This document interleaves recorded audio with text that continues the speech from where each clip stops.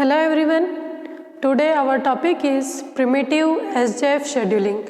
Primitive SJF scheduling को हम SRTF scheduling भी कहते हैं, क्योंकि हमने जब प्रीवियस वीडियो में पढ़ा था कि शॉर्टेस्ट जॉब फर्स्ट शेड्यूलिंग में क्या होता है कि जो जॉब जिसका बर्स्ट टाइम सबसे कम होता है वो सबसे पहले एग्जीक्यूट होती है, और जब किसी प्रोसेस को सीपीयू एलोकेट कर दिया जाता है तो वो सीपीयू को तब तक फ्री नहीं करती जब तक कि वो अपना एग्जीक्यूशन पूरा कंप्लीट नहीं कर लेती।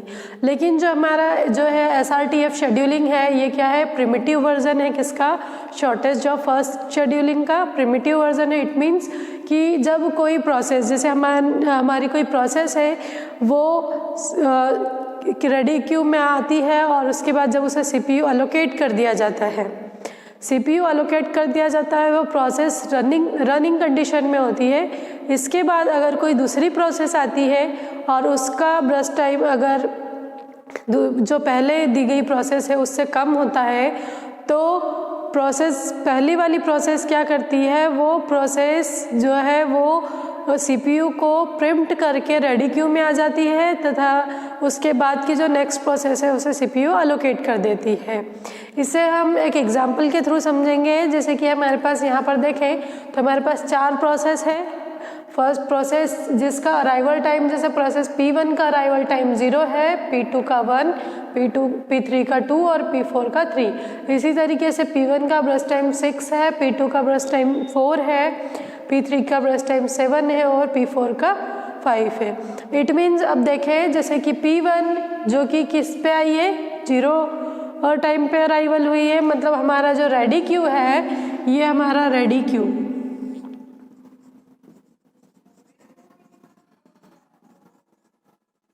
ठीक है, ये रेडी क्यू है। अब P1 प्रोसेस इस रेडी क्यू में आ चुकी है क्योंकि इसका अराइवल टाइम क्या है, 0। जब ये सीपीयू को अलोकेट कर दी गई और इसका एग्जीक्यूशन हो रहा है, मतलब ये कितने टाइम तक, 0 से 1 तक एग्जीक्यूट होने के बाद में जब इसको हमने दे दिया, इसका बर्स्ट टाइम कितना है, 6 है, लेकिन 1 2 3 4 5 एंड 6,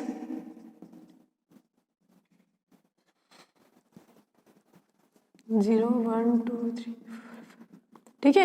तो अब इसने क्या किया, 0 से 1 तक ये रन हो गई, रिमेनिंग जो है इसका 2 to 5 बचा हुआ है, और इसमें अगर कोई प्रोसेस P2 आ जाती है जिसका बर्स्ट टाइम कितना है, 4 है। इट मीन्स अब हम इसको कंपेयर करें कि इस प्रोसेस को कंप्लीट होने में 6 मिली सेकेंड लगेगा और इस प्रोसेस को कंप्लीट होने में 4 मिली सेकेंड लगेगा, तो ये प्रोसेस क्या करेगी, सीपीयू को प्रिम्प्ट कर देगी और रेडी क्यू में आ जाएगी और इस प्रोसेस को सीपीयू अलोकेट कर देगी। इट मीन्स अब जो है ये जो है हमारी SJRF, इसमें क्या होगा कि प्रोसेस जो है वो सीपीयू को प्रिम्प्ट कर देगी, इसलिए ये क्या होती है, प्रिमिटिव एल्गोरिथम है जो कि SJF का ही एक वर्जन है। तब हम इसका गैंट चार्ट देखते हैं कि गैंट चार्ट इसका किस तरीके से बनता है। जैसे अब देखें, हम यहाँ पर प्रोसेस P1 है जो 0 अराइवल टाइम पे आ चुकी है, तो यहाँ पर हम क्या हो जाएगा, P1, ठीक है, ये सीपीयू एलोकेट कर दिया। अब उसके बाद 1 टाइम पे क्या हो जाएगा कि P2 आ जाएगी जिसका बर्स्ट टाइम कितना है, 4 है, तो P1 क्या करेगी, एक ही बार चलेगी और सीपीयू को प्रिम्प्ट कर देगी। मतलब अब इसका बर्स्ट टाइम कितना बचा, 5 अभी भी बचा हुआ है, तो 5 से 4 छोटा है, तो अब ये किसको लेगा, P2 को लेगा। P2 का बर्स्ट टाइम कितना है, 4 है, तो 1 + 4 5। नेक्स्ट है, इसके बाद छोटी प्रोसेस कौन सी है, तो इसके बाद में छोटी है P4, ठीक है, तो हमने क्या लिया, P4 ले लिया। अब P4 का बर्स्ट टाइम देखें हम तो कितना है, 5 है, तो कितना हो जाएगा, 5 + 5 10, ठीक है। अब उसके बाद में अब हम देखें कि इसके बाद हमारे पास देखें यहाँ पे भी 5 बचा हुआ है, तो अब हम क्या करेंगे, वापस से P1 को लेंगे, तो वापस से हमने P1 को ले लिया, तो ये कितना हो जाएगा, 15। अब हमारे पास लास्ट क्या बचा है, P3, तो P3 को हम लेंगे, तो ये P3 कितना हो जाएगा, 5 प्लस 3, तो 5 प्लस 3 हमारे पास में हो जाएगा, मतलब 15 प्लस 7 हो जाएगा 22। इस तरीके से हमारा गैंट चार्ट बन जाएगा।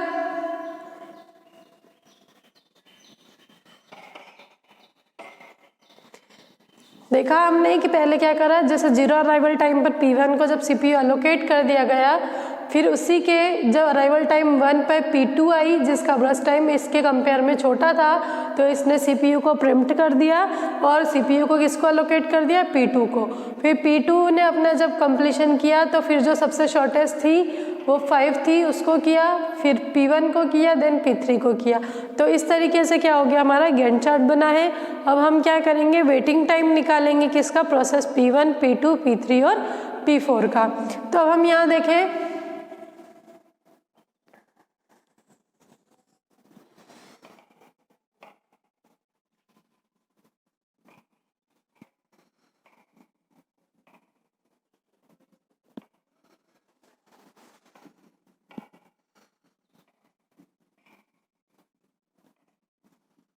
P1 का वेटिंग टाइम, तो P1 का वेटिंग टाइम यहाँ पर कितना है, 0 है, और इसके बाद यहाँ पर कितना है, 10 है। तो अब जब P1 का वेटिंग टाइम, क्योंकि जब पहले आई तो उसको CPU फ्री था, तो उसको CPU एलोकेट कर दिया गया, लेकिन एक बार चलने के बाद में उसने प्रिम्प्ट कर दिया, तो इसको पहले 0, फिर ये 1 और ये 10। तो क्या होगा कि अब यहाँ पर इसका वेटिंग टाइम 10 है और इसको एक बार दे दिया गया है, तो क्या हो जाएगा, 10 माइनस 1, 10 माइनस 1, और फिर कब अराइव हुई है ये, तो 0 मिली सेकेंड पर हुई है, तो माइनस 0, तो इक्वल्स टू क्या हो जाएगा, 10 माइनस 1 9 माइनस 0, तो इक्वल टू 9 मिली सेकेंड। ये किसका प्रोसेस P1 का वेटिंग टाइम। इसी तरीके से हम प्रोसेस P2 का वेटिंग टाइम निकालेंगे।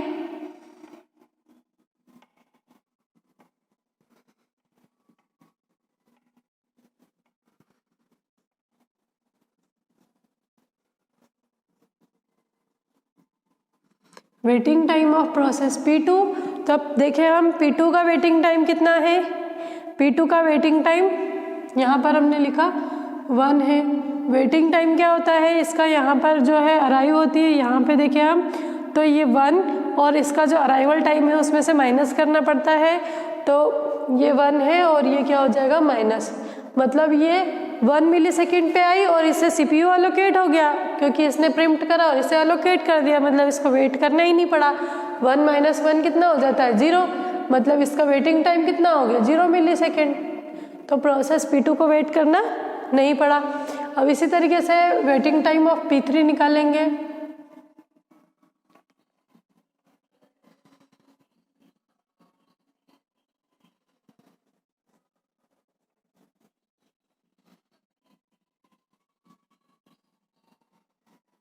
अब देखिए P3 का वेटिंग टाइम क्या है, यहाँ पर P3 का वेटिंग टाइम है 15 और अराइवल टाइम क्या है इसका 2, तो 15 माइनस 2, तो इसका कितना आ जाएगा 30 मिली सेकेंड इसने वेट किया है। अब इसी तरीके से वेटिंग टाइम हम निकालेंगे प्रोसेस P4 का।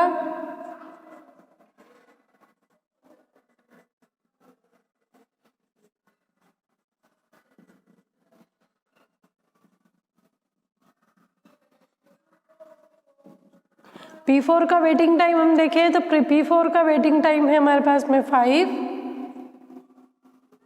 और इसका अराइवल टाइम है 3, तो 5 माइनस 3 मतलब इसने 2 मिली सेकेंड का वेट किया है। अब हम क्या निकालते हैं, अब हम निकालेंगे टोटल वेटिंग टाइम किसका, प्रोसेस P1, P2 और P3 का।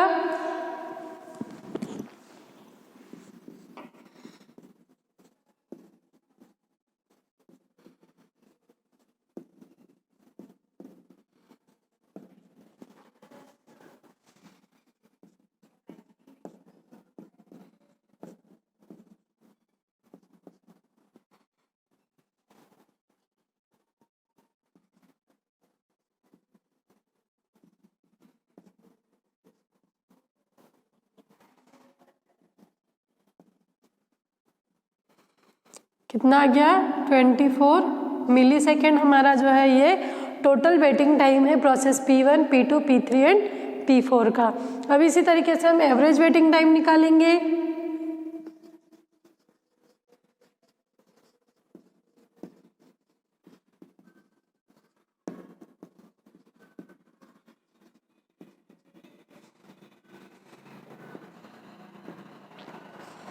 ट्वेंटी 24 हमारा टोटल वेटिंग टाइम और नंबर ऑफ प्रोसेस है हमारे पास 4, तो क्या हो जाएगा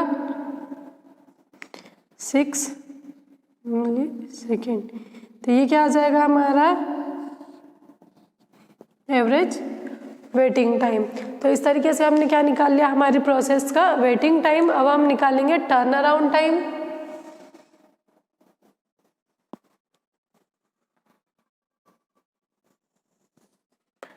टर्न अराउंड टाइम का फॉर्मूला क्या होता है, dispatch time minus arrival time.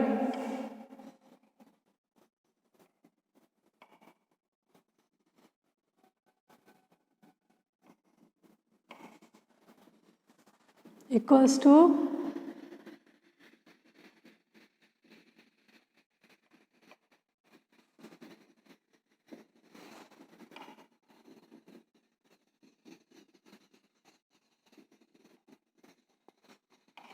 ठीक है। अब हम प्रोसेस P1, P2, P3 का जो है टर्न अराउंड टाइम फाइंड करेंगे।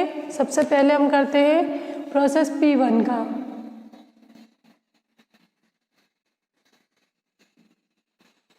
Turn around time of P1, तो देखिए P1 का डिस्पैच टाइम कितना है हमारे पास में 15, ठीक है। तो 15 माइनस हम क्या कर देंगे इसका 0, ठीक है। तो 15 माइनस 0 क्या हो जाएगा हमारे पास में 0 इक्वल्स टू 15, ठीक है। अब इस तरीके से हम देखेंगे कि हर जो है डिस्पैच टाइम हम किसको बोलते हैं, जब वो प्रोसेस जो है अपनी पूरी वर्क को कंप्लीट कर लेती है वो उसका क्या कहलाता है, वो उसका डिस्पैचर टाइम कहलाता है, ठीक है।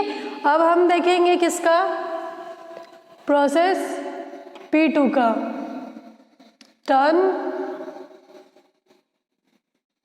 Around time of P2। तो क्या आ जाएगा turn around time of P2, तो डिस्पैच टाइम आएगा हमारे P2 का 5 माइनस अराइवल टाइम हम P2 का देखेंगे तो P2 का अराइवल टाइम है 1, तो ये कितना आ जाएगा 5 माइनस 1 4 मिली सेकेंड, ठीक है। अब ऐसे ही हम निकालेंगे किसका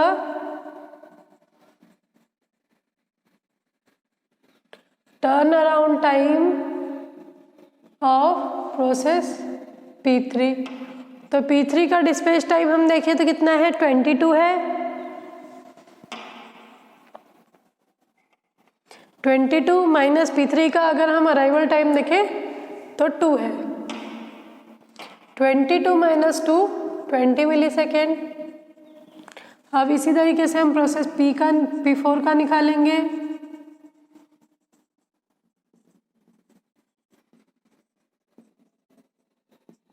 प्रोसेस P4 का डिस्पैच टाइम देखें हम तो 10 और अराइवल टाइम इसका है 3, तो 10 माइनस 3 7 मिली सेकेंड। अब हम क्या करेंगे किसका टोटल टर्न अराउंड टाइम निकालेंगे।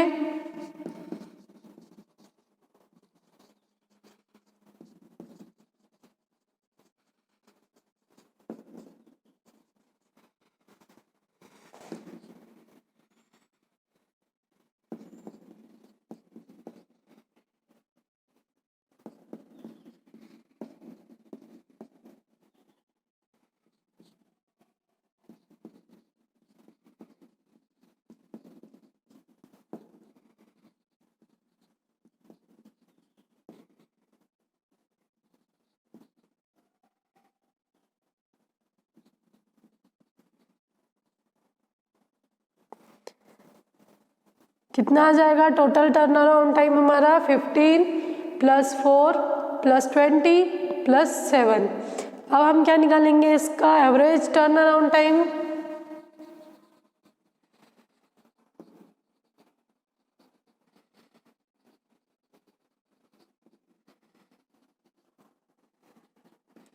(46 /